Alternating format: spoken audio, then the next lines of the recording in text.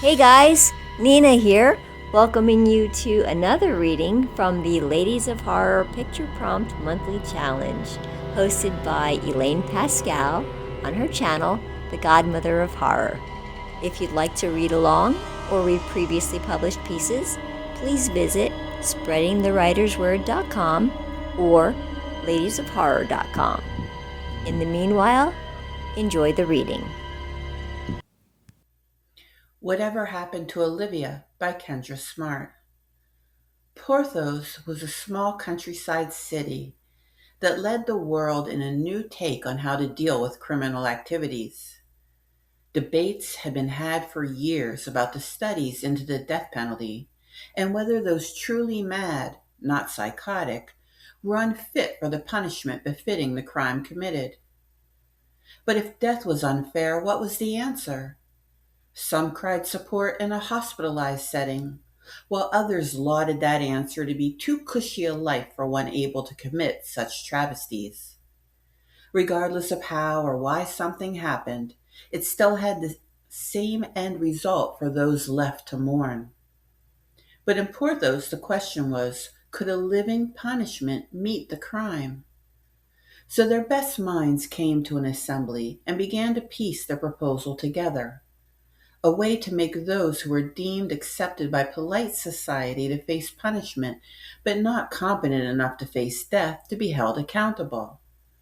A program had been tailored and trialed, secretly, but in fact yielded results, the kind of results that brought attention.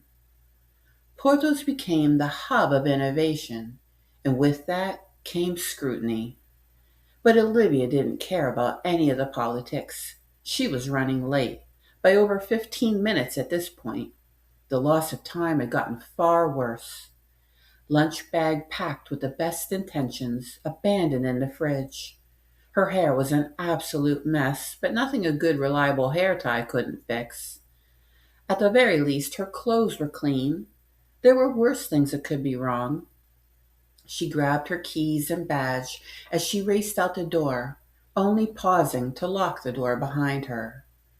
She had worked a lifetime, it seemed, in the medical world. At one time, she had thought it to be akin to home, a career devoted to helping people who needed it most. That had been the sugar plum coated fantasy, the last line, hook, and sinker she had planned on swallowing down. She had tried many aspects of the medical world, thinking maybe a change of pace or scenery would help. But long-term care was no longer the life they showcased on their flyers, and assisted living held the same cracked egg that eventually ran down her face. But then she found a job where indifference was the name of the game. You were expected to come in, do your job, and leave. No interactions unless you wished for it.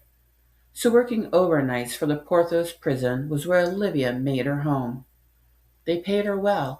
She made in 2 nights what it took 2 weeks to make anywhere else she could have worked. So Olivia had made the obvious and logical choice. She chased the money. Porthos was indeed smaller than some cities, but the citizens carried the same ignorance and fear that anyone else would have. There had to be motivation for knowledge, it seemed, and no one wanted to be motivated by something they could cause them to care, to show concern. Far easier to just let others handle it, those more suited to deal with the issues, who wore clear or shaded colored lenses rather than rose colored.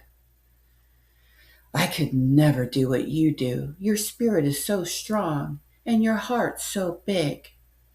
It disgusted Olivia hearing these things. Just say what you meant. You could do the job, but you don't want to. That was the choice not to. Olivia had made the same choice, but that would mean multiple jobs just to make ends meet. She wanted more than just to survive. She had always found it odd the reverence people spoke of the prison with. It was as though the prison housed all the evil and barred it behind the steel, stone, and souls tasked with walking and guarding its halls. Those who it was believed held the same fortitude to handle the jobs. Olivia had learned quickly in her time that not everyone had the strength to stay. The money was bait, but it didn't mean every fish hooked was caught. The sky was overcast as she pulled into the parking lot.